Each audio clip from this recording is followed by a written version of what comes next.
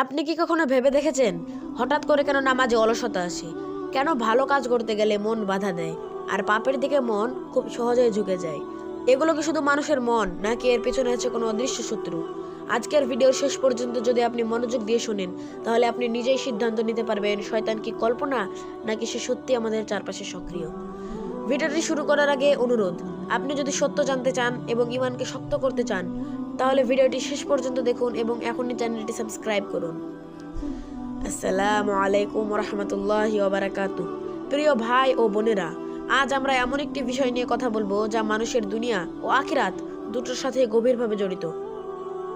আজ আমরা কোনো কল্পকাহিনী বলবো না, আমরা কথা বলবো আল্লাহর কোরআনের আলোকে, রাসূল সাল্লাল্লাহু আলাইহি সাল্লামের সহিহ হাদিসের আলোকে এবং যুক্তি ও বিজ্ঞানের আলোকে।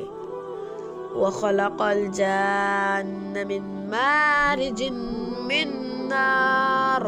তিনি জিন জাতিকে সৃষ্টি করেছেন আগুনের শিখা থেকে। সূরা আর-রাহমান আয়াত 15। এই আয়াত আমাদের প্রথমে একটি মৌলিক সত্য জানিয়ে দেয়, জিন একটি সৃষ্টি আর শয়তান সে জিনদের মধ্যে থেকেই একজন। যার সৃষ্টি আল্লাহ নিজে ঘোষণা করেছেন, সে কি কল্পনা হতে পারে? কখনোই না।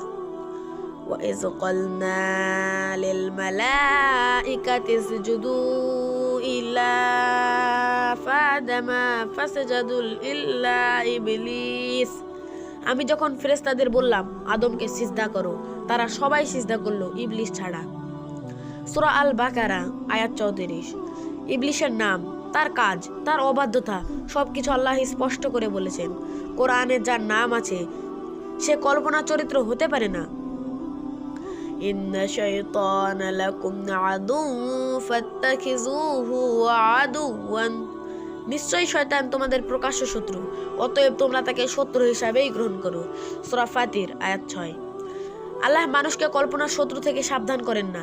যাকে শত্রু বলা হয়েছে সে বাস্তব এবং সক্রিয়।